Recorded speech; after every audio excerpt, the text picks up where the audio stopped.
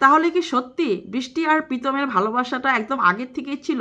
যখন বৃষ্টির বিয়ে হয়ে গিয়েছে শ্বশুরবাড়িতে, তখন থেকে নিজের দেওরের সাথে ভালোবাসা ছিল, তখন থেকে নিজের দেওরকে ভালোবেসে ফেলেছিল নিজের হাজব্যান্ড থাকার উপরঞ্চি, তখন থেকেই নাকি প্রীতম আর বৃষ্টির মধ্যে ভালোবাসা হয়েছিল, সেই জন্য বৃষ্টির হাজব্যান্ড নাকি ওর সাথে এত অত্যাচার করেছে।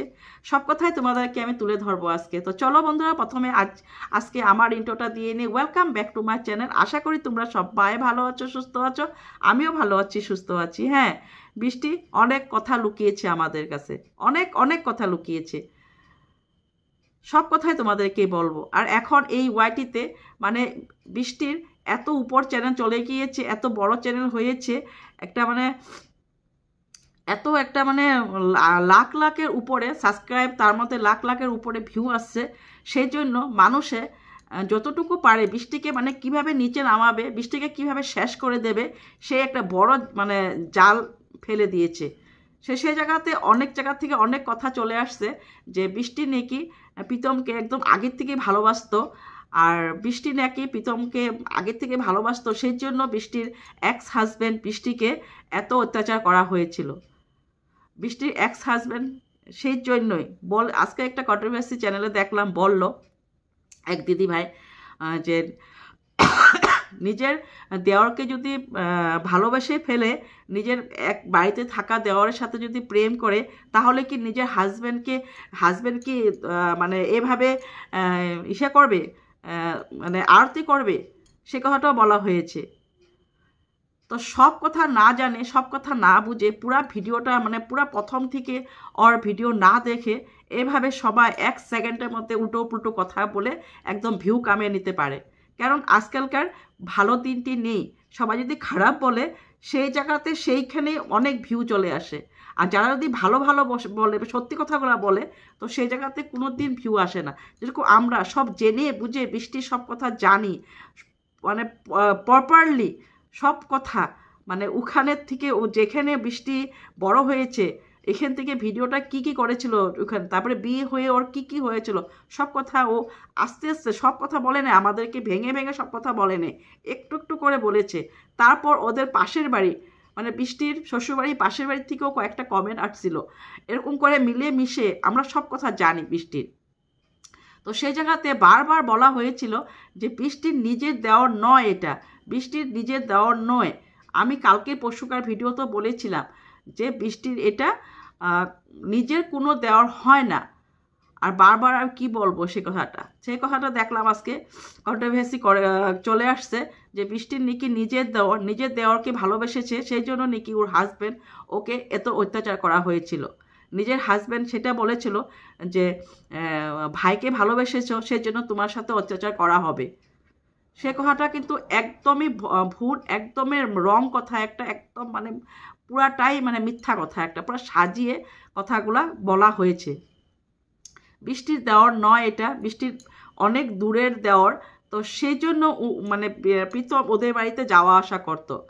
সে নতুন করে আমি কিছু বলবো না, আগের ভিডিও তোমরা গিয়ে দেখো, ওখানে সব আমি ক্লিয়ার করে তোমাদেরকে বুঝিয়ে দিয়েছি।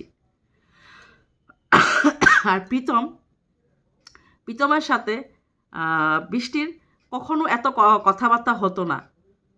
আর বৃষ্টি কিন্তু অনেক চেষ্টা করেছিল ওর হাজব্যান্ডের সাথে সংসার করবে, অনেক কষ্ট সহ্য করে চুপ করে রয়েছিল। যখন ওর বাচ্চাটা পেটে ছিল তখন কিন্তু ওকে ভালো করে খাওয়া দাওয়ার মানে ব্যবস্থা দেওয়া হয়েছিল না, খাওয়া দাওয়া দেওয়া হয়েছিল না। যদি খাওয়া দাওয়া দিত তাহলেও মেপে মেপে দিত, সেগুলো ক্লিয়ার ছিল একদম কথাবার্তাগুলা। তারপর যখন বৃষ্টির বাচ্চাটা হয়েছিল অর্ক, তখন কেন এত জ্বর হয়েছিল অর্কর, এত শরীর খারাপ হয়েছিল, ওর মা গিয়ে ওকে হসপিটালে ভর্তি করানো হয়েছিল বাচ্চাটাকে। আর আশেপাশের লোকরাও গিয়ে হেল্প করেছিল বাচ্চাটাকে হসপিটালে ভর্তি করানোর জন্য। তখন ওর হাজব্যান্ড কোথায় ছিল?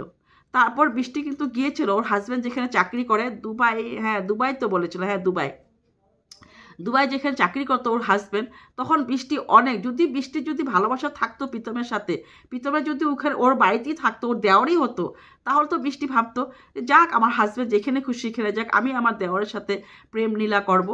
তো কেন বৃষ্টি এত জোর করে জিদ করে কেঁদে মানে খুব মানে ইসে করে কষ্ট করে ওর হাজব্যান্ডের পাশে যাওয়ার জন্য ওই অনেক কান্নাকাটি করেছিল শ্বশুরবাড়িতে। কান্নাকাটি করার পর ওর হাজব্যান্ডের পাশে নিয়ে গিয়েছিল মানে ওর হাজব্যান্ডে।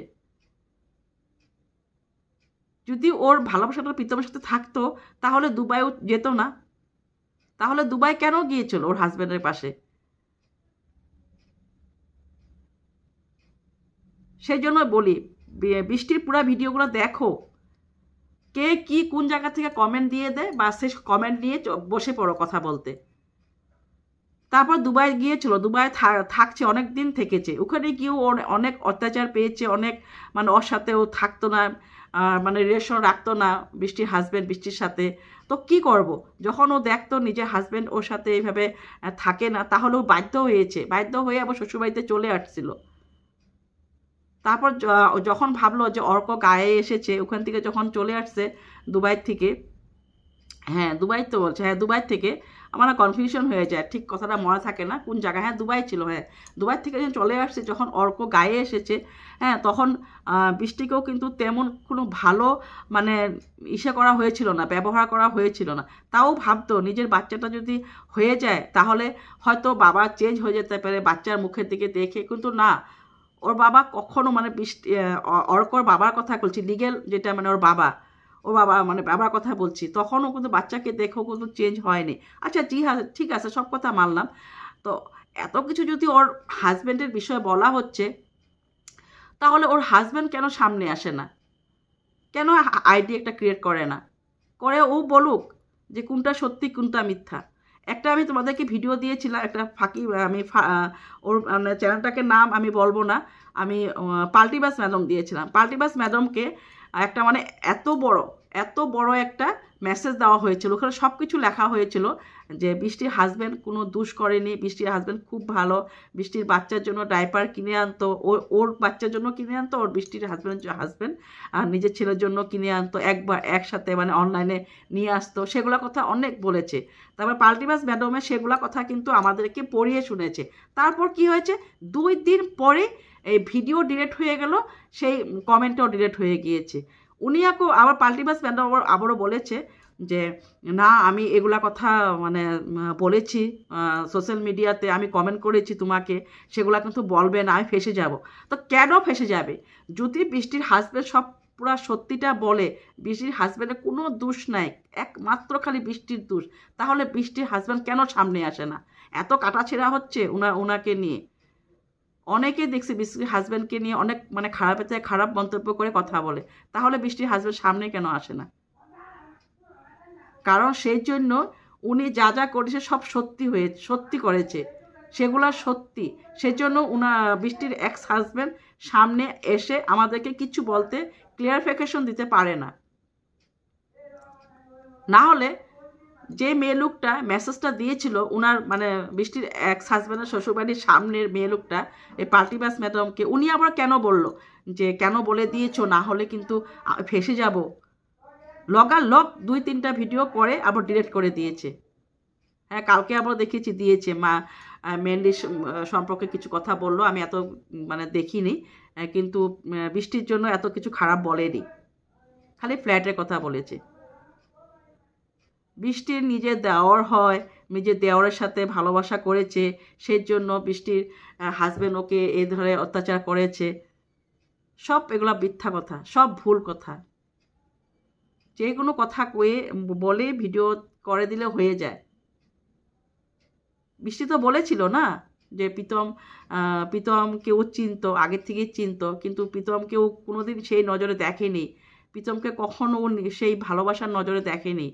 প্রীতম ভালোবেসেছিল ওকে, যখন ওর উপরে এত অত্যাচার করেছিল না, সেই সময় প্রীতমের ভালোবাসাটা বেশি জেগে গিয়েছিল।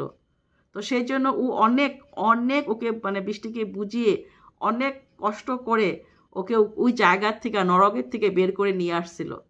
আজকে যদি বৃষ্টিকেও সেই নরকের থেকে বার করে না আসতো, তাহলে মেয়েটা এখন যে অবস্থা, সেখানে থাকলে তো আরও একদমই শেষ হয়ে যেত।